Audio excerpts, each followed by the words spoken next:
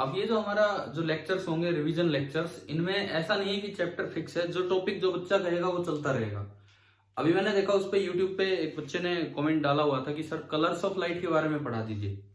तो वैसे तो शायद 8th क्लास में या उससे पहले या पता नहीं कौन सी क्लास में आपको कलर्स के बारे में पढ़ाया जाता होगा। कलर्स ऑफ लाइट से रिलेटेड प्राइमरी सेकेंडरी बताए जाते हैं कि नहीं, ये सब आता है किसी? सर एक बार कौन सी क्लास में आता है बताना, कुछ ध्यान हो तो। 8th में आता है। मैं शुरुआत आज की, हालांकि आपके अगले टेस्ट में ये कलर वाला काम नहीं आ रहा है, बट कोई बात नहीं।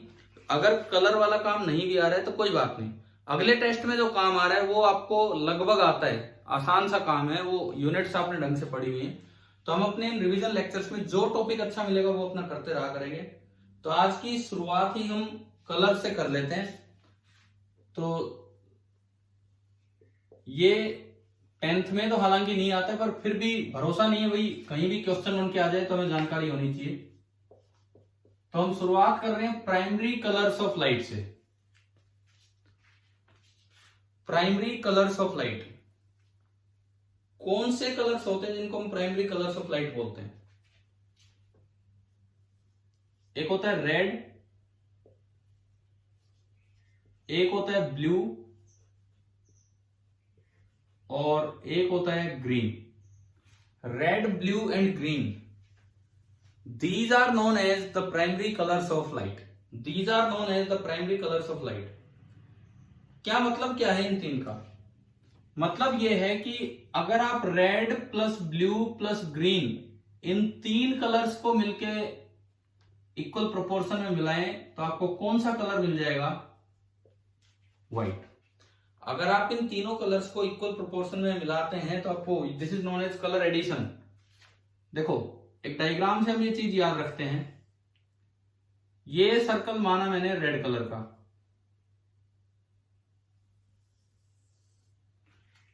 हमारे पास कलर्स भी हैं, शायद चल जाएंगे, तो देखते हैं, हम इसी से बना के देखते हैं ताकि ये थोड़ा सा दिमाग में भी रहे कि क्या है क्या नहीं। देखिए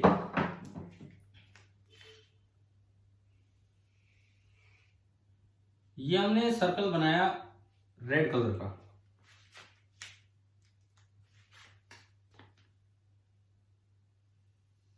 एक मैंने सर्कल बनाया ब्लू कलर का,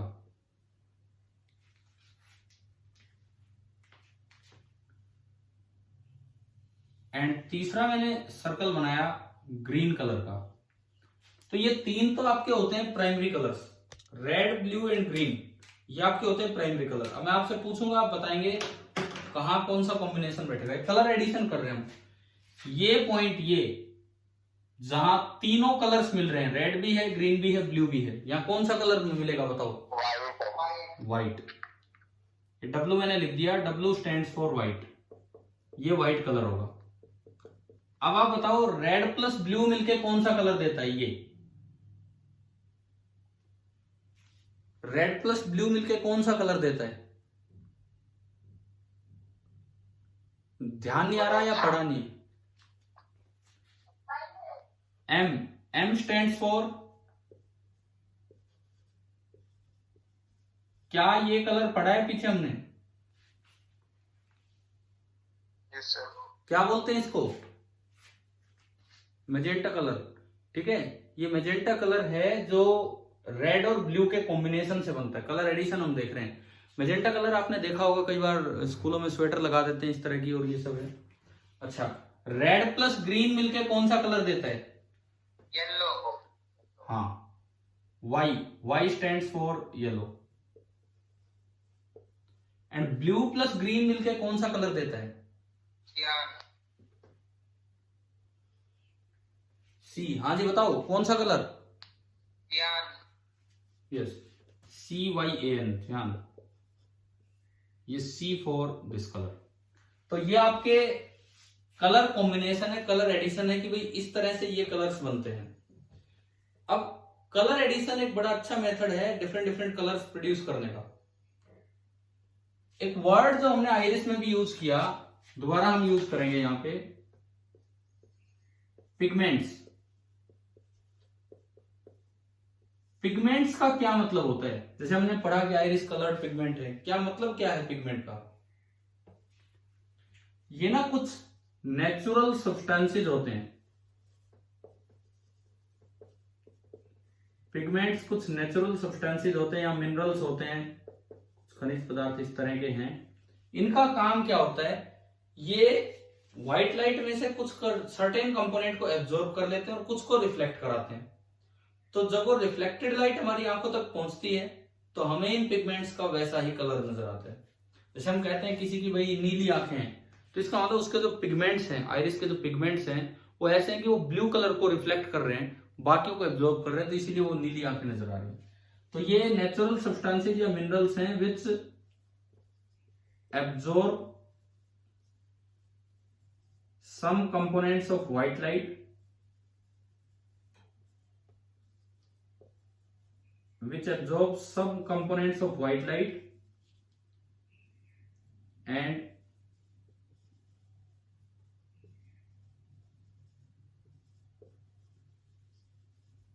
रिफ्लेक्ट सम अदर्स, और जो रिफ्लेक्ट करेंगे वही इन पिगमेंट्स का कलर होगा। हम मान के चलेंगे कि यही इन पिगमेंट्स का कलर है।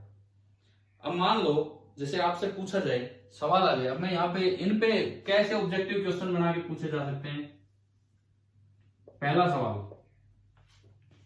अब जवाब देंगे, pigment that absorbs red component from white light, कैसा कलर नजर आएगा? एक पिगमेंट, ये पिगमेंट्स के बारे में मैं कुछ क्वेश्चंस पूछ रहा हूं आपसे यहाँ। Pigment that absorb red component, उसका कलर बताओ कैसा नजर आएगा? उस पिगमेंट का कलर, एक पिगमेंट है जो केवल रेड को एब्जॉर्ब कर रहा है, उसका कलर कैसा नजर आएगा?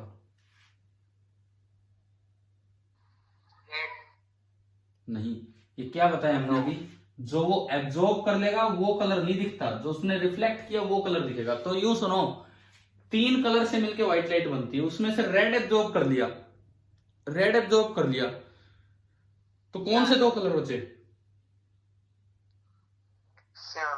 हाँ, ब्लू एंड ग्रीन बचेंगे और उनसे रिफ्लेक्ट होकर श्यान आपको मिल जाएगा। तो ये जो इसको एब्जॉर्ब करेगा उसका कलर आपको ऐसा नजर आएगा। समझ गए हो ना? रेड को एब्जॉर्ब किया तो ये अपोजिट कलर नजर आना है। तो इस तरह से तो आप तीनों सवालों के जवाब दे देंगे। मान लो आपसे पूछा जाए कि एक ऐसा पिगमेंट है जो ग्रीन को एब्जॉर्ब करता है, एक पिगमेंट है जो ग्रीन को एब्जॉर्ब कर रहा है, बताओ उसका कलर कैसा होगा? ग्रीन को एब्जॉर्ब कर लिया तो रेड और ब्लू को उसने रिफ्लेक्ट करवा दिया, रेड और ब्लू को रिफ्लेक्ट किया, मतलब मैजेंटा कलर होगा यहाँ पे, ठीक है। और तीसरा ऐसा है उसने ब्लू को एब्जॉर्ब किया ओनली, हाँ उसने ब्लू को एब्जॉर्ब किया तो उसका जो कलर नजर आएगा वो येलो कलर आएगा, ठीक है। अगला सवाल, मैं पिगमेंट्स के ऊपर ही क्वेश्चन ले रहा हूं। 4th क्वेश्चन, मैंने 2 अलग अलग कलर के पिगमेंट मिला दिए। मान लो मैंने ये 2 पिगमेंट मिलाए हैं, ये 2 पिगमेंट मिलाए हैं, तो बताओ आपको कलर कैसा नजर आएगा, मिक्सचर का कलर कैसा नजर आएगा? मैंने ये 2 पिगमेंट मिला दिए तो मिक्सचर का कलर कैसा नजर आएगा? व्हाइट। ना जी ना, ढंग से जवाब दो। देखो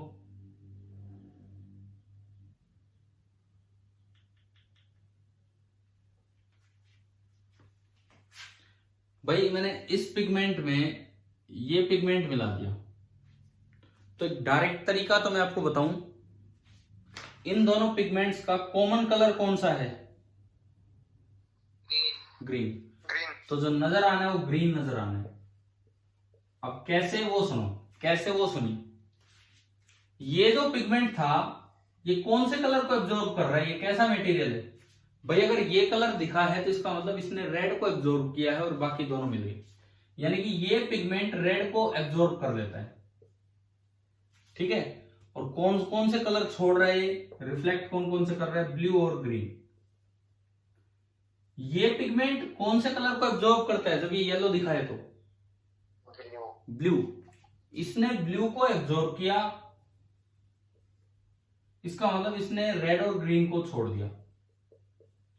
अब जब ये दोनों मिलेंगे, इसने तो इन कलर्स को छोड़ा है और इसने इन कलर्स को छोड़ा है, अब ये रेड को एब्जॉर्ब करता है तो इसका रेड तो ये खा जाएगा और इसका ब्लू वो खा जाएगा, तो बचा कौन सा कलर है? ग्रीन। ग्रीन। समझ में आ रहा है पिगमेंट से रिलेटेड कैसे कोई सवाल आ जाए? देखो कलर अलग से 10th का सिलेबस नहीं है, लेकिन फिर भी मान के चलो किसी भी लेवल पे कहीं भी बातें आ सकती, क्योंकि 8th में तो ये आता है ना ये सारी चीजें। तो इसका मतलब आपको जो बाहर कलर मिलेगा इससे ग्रीन मिलेगा। तो इस तरह से 3 सवाल ये हो गए आपके। अगर मैं मेजेंटा और येलो को मिलाऊं तो बताओ कौन सा कलर मिलेगा? ये मेजेंटा है, ये येलो। इस साइड कॉमन कौन सा दिख रहा है? रेड। ये ध्यान रखना, ये मैंने वैसे कलर नहीं, पिगमेंट्स को मिलाया है। मेजेंटा पिगमेंट और येलो पिगमेंट को मिलाया तो रेड मिलेगा। कारण फिर वही, मेजेंटा पिगमेंट तब है जब वो ग्रीन को एब्जॉर्ब करता है, यानी कि उसने ब्लू और रेड को छोड़ा। इसने तो ब्लू और रेड को छोड़ा, ग्रीन को खा गया। और येलो पिगमेंट वो है, येलो पिगमेंट जो ब्लू को खा गया, रेड और ग्रीन को छोड़ दिया। अब ब्लू को इधर से ये खा जाएगा, रेड को इधर से ये खा जाएगा, बचेगा ओनली जी, रेड को नहीं सॉरी ग्रीन को ये खा जाएगा, बचेगा ओनली आर प्लस आर, वो आपका रेड होगा। इस तरह से हम देख सकते हैं। और ऐसा ही 6th कॉम्बिनेशन क्या बनेगा पिगमेंट्स में? मैजेंटा एंड सियान। M प्लस सी। कौन सा कलर मिलेगा इनसे बताओ? ब्लू। ब्लू। तो अगर कहीं ऐसे कलर वाले क्वेश्चंस आते हैं तो कर पाओगे आप? ठीक है। अब मान लो 7वां सवाल, मैंने C, M और Y तीनों को मिक्स कर दिया इक्वल प्रोपोर्शन में। C क्या? हाँ सोचो थोड़ा सा। C, M और Y तीनों को इक्वल प्रोपोर्शन में मिक्स कर दिया तो इन्होंने जवाब दे भी दिया है। कैसा कलर मिलेगा आपको? ब्लैक। ब्लैक। कारण ये है कि वो उसका एब्जॉर्ब कर लेगा, वो उसका तो कोई कुछ बचेगा ही नहीं। अगर आपने इक्वल प्रोपोर्शन में और ये प्योर पिगमेंट होंगे तो ब्लैक मिलेगा। अगर ये प्योर पिगमेंट नहीं है तो डल ब्लैक सा मिलता है, परफेक्ट ब्लैक नहीं मिलता है। या फिर प्रोपोर्शन इक्वल नहीं है तो भी परफेक्ट ब्लैक नहीं मिलेगा। अगर आप अलग अलग प्रोपोर्शंस में मिक्स करते हैं ना तो मिलियंस ऑफ कलर मिल सकते हैं। देखो दो फिनोमेना होते हैं, एक कलर एडिशन और एक colour subtraction. Colour addition and colour subtraction. अगर आप प्राइमरी कलर ऑफ लाइट को मिला के कोई कलर बना रहे हो, अलग अलग प्रोपोर्शन में लेके कोई कलर बना रहे हो, तो दैट इज कलर एडिशन। उससे भी बहुत कलर बनते हैं। और अगर पिगमेंट्स का यूज करके आप कलर बना रहे हो, पिगमेंट से एब्जॉर्ब करवा के आप कलर बनवा रहे हो, तो that is known as colour subtraction. क्योंकि पिगमेंट सब्ट्रैक्ट करता रहता है, कलर को एब्जॉर्ब करता रहता है। ठीक है। क्या इन 2 वर्ड्स का मतलब क्लियर हो गया? कलर एडिशन और कलर सब्ट्रैक्शन। Yes sir. ठीक है। प्राइमरी कलर्स को मिला के अगर आप कलर फॉर्मेशन कर रहे हो थोड़ा थोड़ा प्रोपोर्शन चेंज करके, that is known as colour addition. Pigments को अलग अलग प्रोपोर्शंस में मिला के एक नए कलर बना रहे हो, दैट इज कलर सब्ट्रैक्शन। और इन दोनों प्रोसेस से मिलियंस ऑफ कलर्स बन सकते हैं। आपने देखे भी होंगे, हल्की फुल्की शेड चेंज होती है, कभी कोई कलर, कभी आप कपड़े खरीदने जाते हैं, कुछ भी लेने, तो जरा से शेड चेंज के साथ ही बहुत सारे कलर्स हैं, तो वो इसी तरह से मिलते हैं। अच्छा, अब अगर जिनका प्रिंटिंग का काम हो या इनसे कोई वास्ता पड़ा हो, तो ये वहां पे ना जो प्रिंटिंग इंक यूज की जाती है that is known as CMYK। That is known as CMYK printing. अब ये CMYK में एक बार अंदाजा लगाओ कि किससे क्या मिल रहा है? सी से सियान। C, M और Y, ये तो 3 ये कलर हो गए। C, M और Y ये तो 3 आपके ये कलर ही हो गए, cyan, magenta and yellow. K से क्या बनता है? K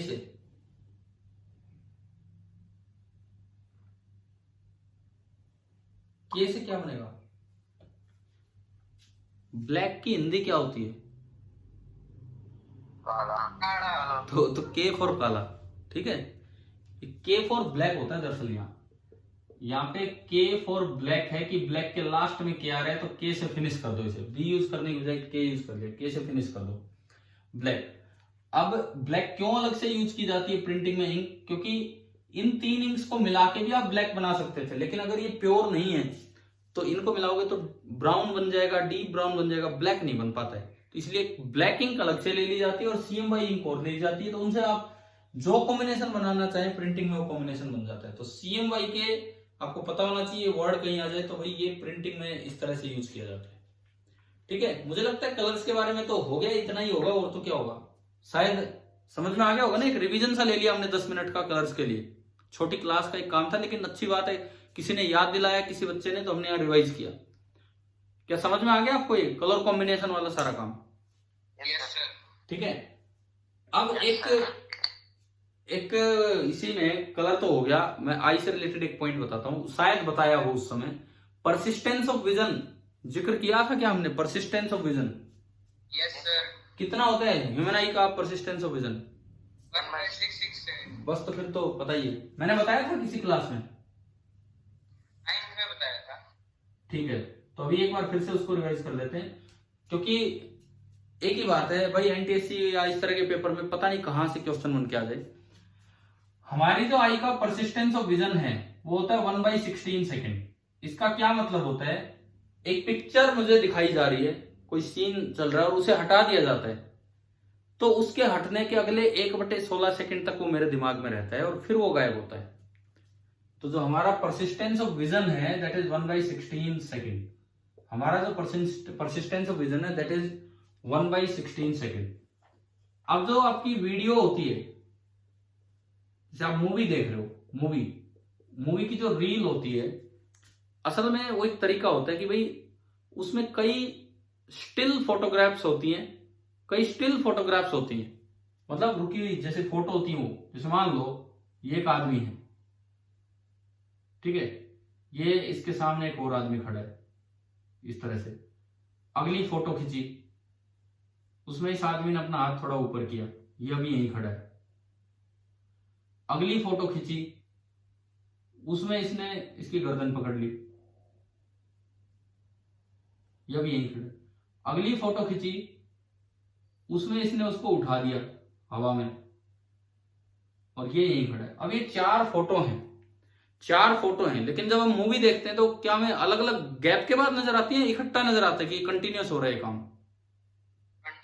कंटिन्यूअस हो रहा है। असल में तो स्टिल फोटोग्राफ्स होती हैं, पर उनका जो चलाने का रेट होता है वो होता है 24 फ्रेम पर सेकेंड। उनको चलाया जाता है 1 सेकंड में 24 फ्रेम निकाले जाते हैं। जब मूवी चलती है नॉर्मली ये स्पीड होती है, 1 सेकंड में 24 फ्रेम निकाले जाते हैं आगे, जो नॉर्मल स्पीड है वो ये है। अब 1 सेकंड में 24 फ्रेम निकले तो एक फोटो को रिमूव होने के बाद 1/24 सेकंड मिला और उसके बाद अगला फोटो आ गया। एक फोटो को रिमूव होने के बाद 1/24 सेकंड मिला और अगला फोटो आ गया। इसका मतलब 1/24 सेकंड, उतना तो हमारा परसिस्टेंस ऑफ विजन ही है। 1/24 छोटा टाइम है, 1/16 उससे बड़ा टाइम है, 1/24 छोटा टाइम है, 1/16 उससे बड़ा टाइम है। ठीक है, 1/16 जो है वो उससे बड़ा टाइम है। इट मीन्स क्या कि जब तक पिछली फोटो दिमाग से गई नहीं थी तब तक अगली फोटो आ गई, तो हमें कंटिन्यूअस नजर आता है। पहले अगर आप, जैसे हम तो छोटे थे उस समय ऐसी बुक्स वगैरह आती थी, आप भी अगर देखी हो तो बुक को आप यूं खोलोगे, बुक को मतलब साइड से, एक साइड से यूं करोगे तो एक बैट्समैन होता है और वो शॉट लगाते हुए नजर आता है। जबकि होता क्या है कि उसमें कई फोटोज होती हैं अलग अलग, लेकिन जब आप उसको यूं करते हो तो इतनी स्पीड से वो हो जाती है कि पिछली इमेज हमारे दिमाग से गई नहीं, तो हमें लाइव लगने लगता है वो।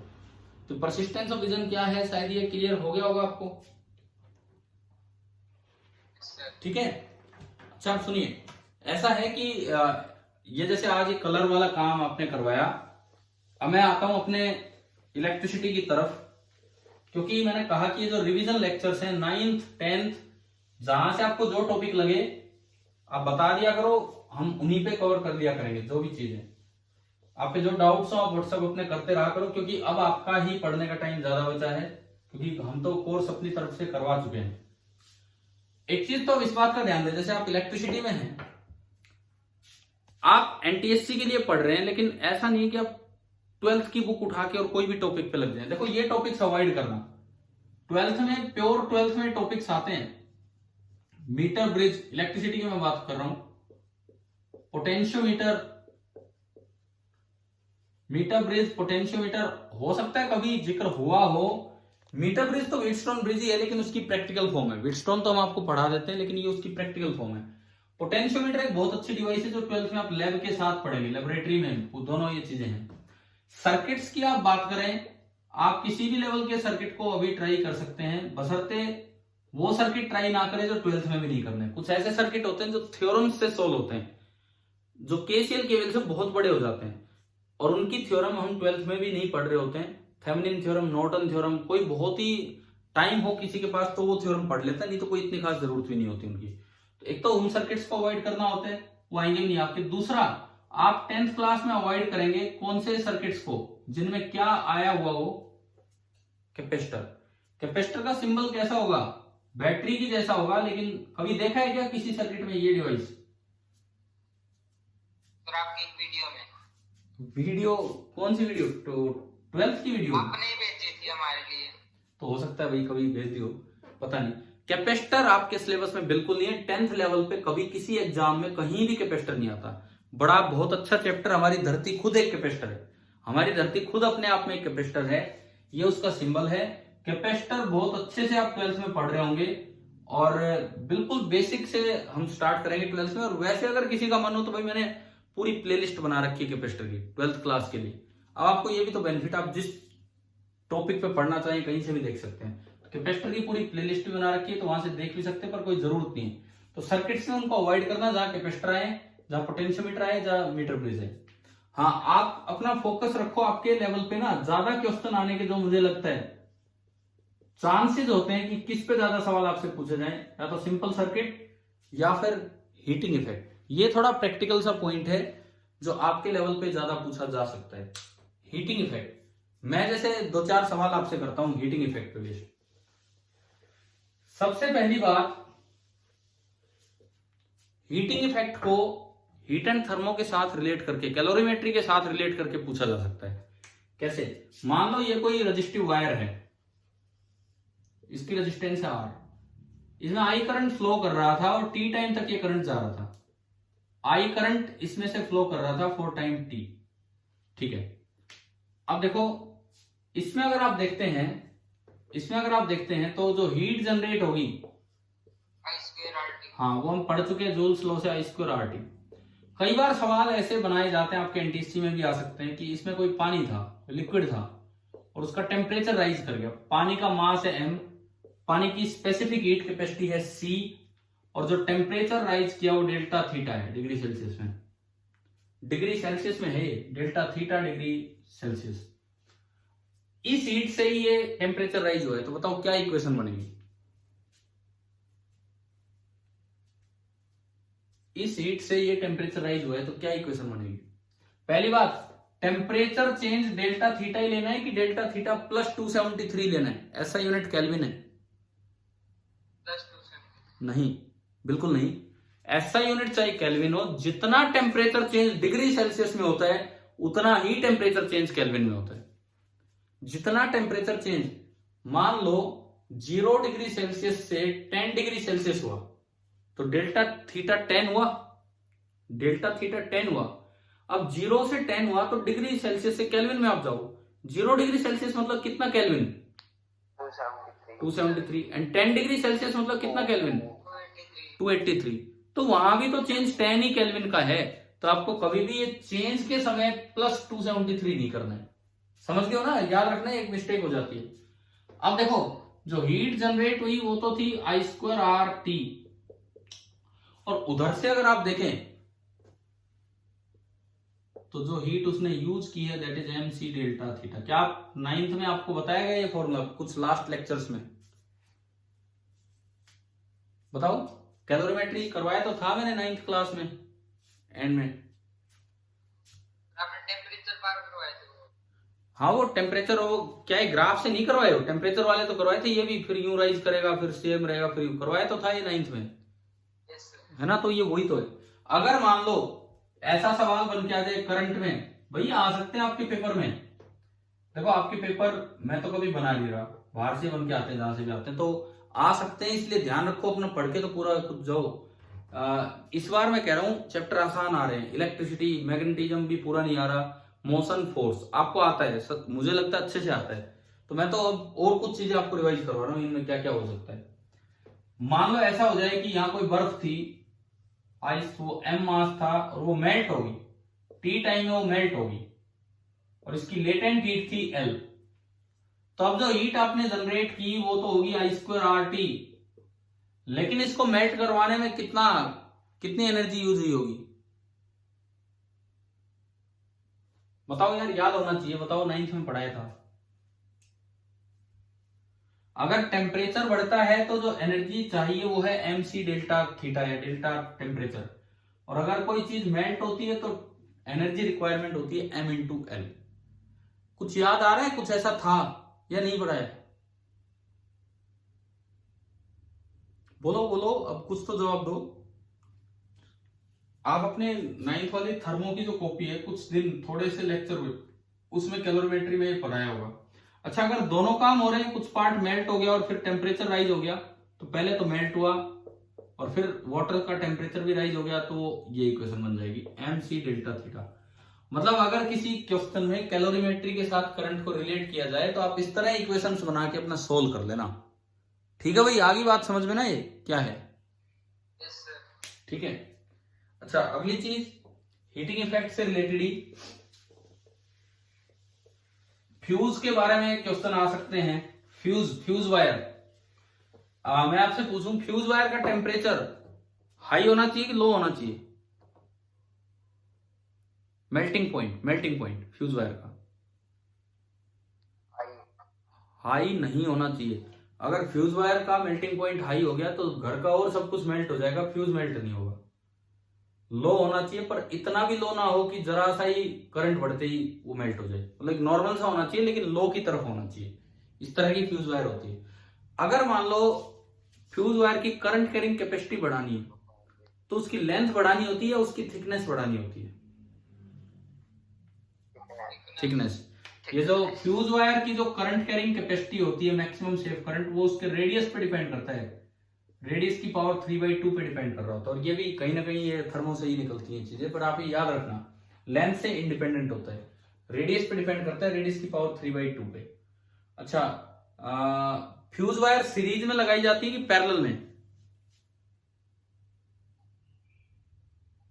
डिवाइस के साथ सीरीज। पैरेलल का क्या फायदा? सीरीज में होगा तभी वो सर्किट ब्रेक करेगा। फ्यूज वायर सीरीज में लगाई जाती है। ठीक है, ये सिंबल होता है फ्यूज का, ये आपका फ्यूज का सिंबल होता है, इलेक्ट्रिक फ्यूज का, और ये सीरीज में लगता है। आजकल फ्यूज वायर की जगह घरों में क्या यूज करने लग गए हैं? फ्यूज की जगह MCB, miniature circuit breaker. Fuse wire और एमसीबी में क्या डिफरेंस है?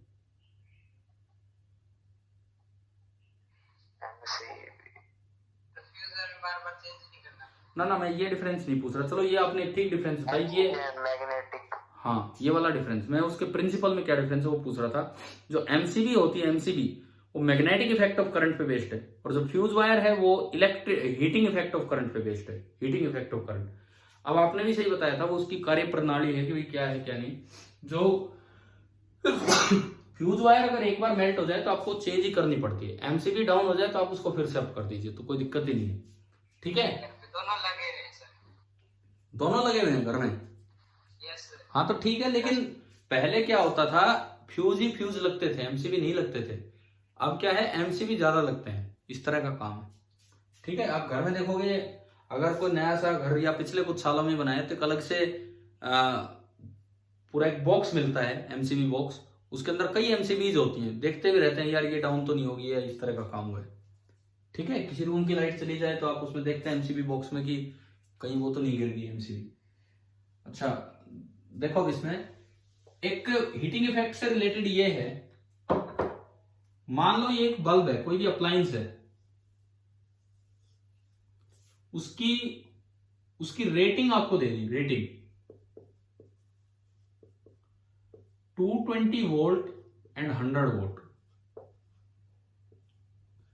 बताना इस रेटिंग का क्या मतलब है? ये रेटिंग दी है, इसका क्या मतलब है? कि ज्यादा से ज्यादा ये 220 वोल्ट सहन कर सकता है, उससे ज्यादा वोल्टेज लगाओगे तो खराब हो जाएगा। और जिस वक्त ये 220 वोल्ट सहन कर पा रहा होगा, ये मैक्सिमम पावर कंज्यूम कर रहा होगा, और 100 वोल्ट या मैक्सिमम पावर आपको बाहर दे रहा होगा। समझ में आया है ना? इसको हम बोलते थे स्पेसिफाइड वोल्टेज, एंड इसको बोलते थे वोटेज। स्पेसिफाइड वोल्टेज होती थी और वो वोटेज होती थी। अपने भाई थोड़े नोट्स आप रिवाइज करना। अब देखो, मान लो क्वेश्चन आ जाए कि आपने इसको 110 वोल्ट पे कनेक्ट कर दिया, इस बल्ब को आपने 110 वोल्ट पे कनेक्ट किया, पहली बात फ्यूज होगा कि नहीं होगा? ये काम करेगा? काम करेगा, ठीक है, बिल्कुल काम करेगा। अब सवाल है कि इसने कितनी पावर कंज्यूम की। मैं ऑप्शन देता हूं, 25 volt, 50 volt, 75 volt and 100 volt. बताओ भैया, बताओ, एक बच्चे ने तो आंसर दे दिया 50 वोल्ट। 50 कैसे? 50 कैसे? इतने में इतना, एक में इतना, इतने में इतना है, ये कर देते हो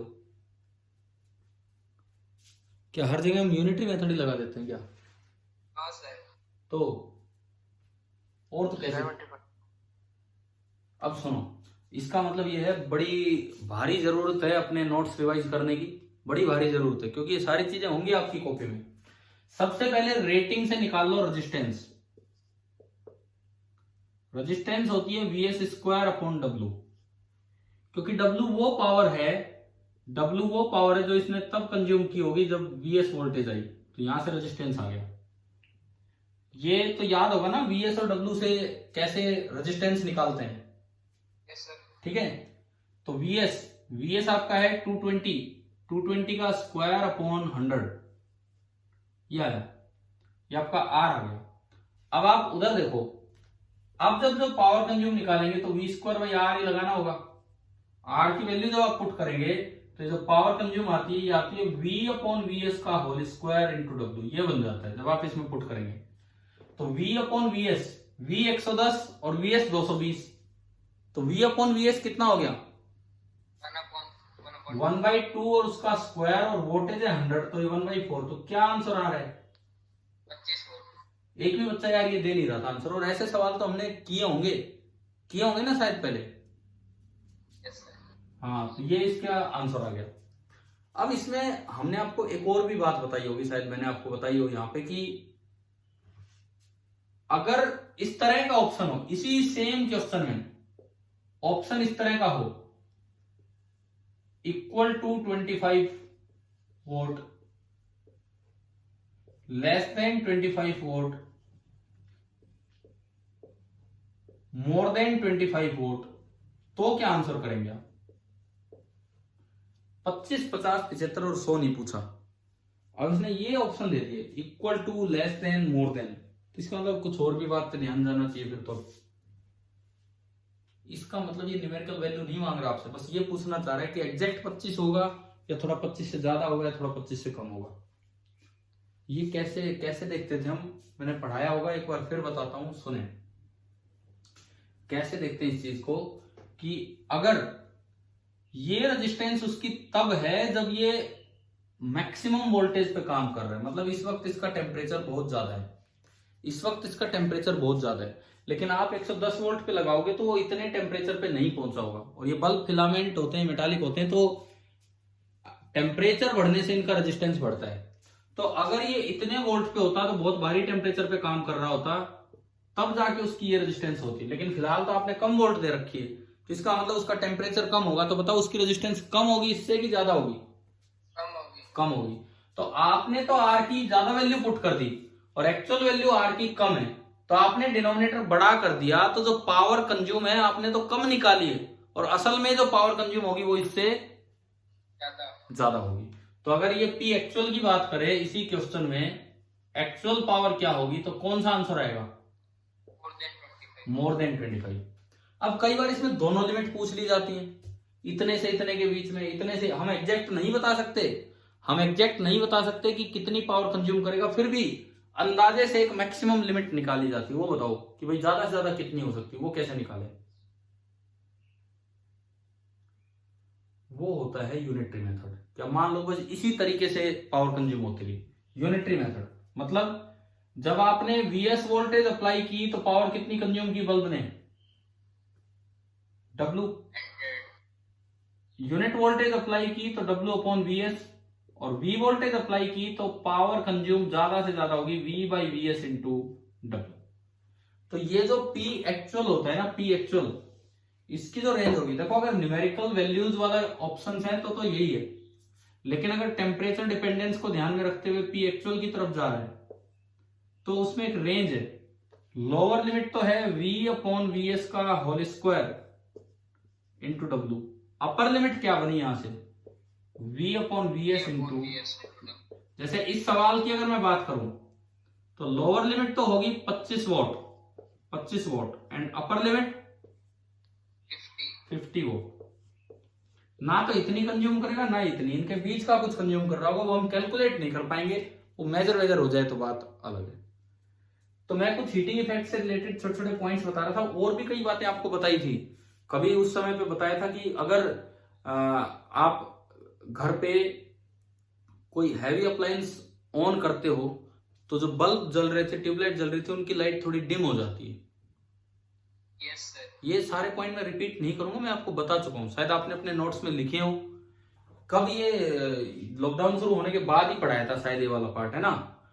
तो ये इनके वीडियोस भी होंगे, बाद में पढ़ाया गया है, सारे वीडियोस होंगे एनटीएससी वाले, उसमें इलेक्ट्रिक सर्किट वाले पार्ट में, और नहीं तो आप अपना रिवाइज करके चलें। तो बहुत ज्यादा टेंशन लेने की जरूरत नहीं है, बड़ा आसान सिलेबस आ रहा है। अब तक तो मुझे लगता है आपको इसमें कॉन्फिडेंस हो जाना चाहिए। अब देखो, अब एक ही चीज है, अब आगे अगर आप थोड़ा सा अच्छा रिजल्ट चाहते हो, केवल एक चीज है, रिवीजन, और कुछ नहीं, केवल रिवीजन। क्योंकि हमने पढ़ा दिया जो पढ़ाना था। अब आपके डाउट्स आएंगे, हम जैसे एक बच्चे ने पिछले उसमें मैंने बोला कि भाई बोला कलर्स के बारे में पढ़ा दो, तो उसने एक टॉपिक बोला, हमने आपको आज 10 मिनट कलर्स पे दिए। तो इस तरह से कुछ डाउट्स आएंगे तो वो चीजें हम चलेंगे, अगर आपके पार्ट से रिलेटेड हो। यूं भी नहीं होना चाहिए साइंस में कहीं भी पहुंच रहे हो, हायर फिजिक्स में पहुंच रहे हो कहीं भी, कि भाई वो पढ़ा दो, ऐसा भी नहीं। तो अगर लगेगा कि हाँ यहाँ पढ़ाने लायक है और हमारी और आपकी रेंज में है, तो हम वो चीजें कवर किया करेंगे। लेकिन बस अब एक बात का ध्यान रखें, बहुत ज्यादा टेंशन लेने की जरूरत नहीं है, क्योंकि सिलेबस आसान है। बस अपना रिवीजन पूरा करके जाएं, एटलीस्ट अपनी नोट्स कॉपी पूरी रिवाइज करें, भाई क्या क्या पॉइंट्स हैं आपके पास हो। ठीक है, क्लियर है। अब कल हो गया है शनिवार, अगर कोई डाउट ही हो किसी को तो बात अलग है, नहीं तो फिर हम अब टेस्ट के बाद ही मिलते हैं। ठीक है, डाउट हो तो आप भेज देना, मैं वो क्लियर करवा दूंगा। क्लास की जरूरत होगी तो क्लास ले लेंगे, नहीं तो आप अपनी तैयारी कीजिए। अब हम टेस्ट के बाद मिलते हैं। टेस्ट कब है आपका, मंडे और ट्यूसडे? ट्यूसडे को आना चाहिए। मतलब जो सीक्वेंस चल रही है, मंडे को तो है ना, एक सेट वाला पेपर है ना मंडे को, तो वो मैट का ट्यूसडे को सेट का। ठीक है, तो ये अपनी तैयारी रखिए और विदाउट टेंशन अब काम कीजिए। आपका सिलेबस हो गया है, अब तो बेझिझक आप अच्छा परफॉर्म करिए। ठीक है, थैंक यू।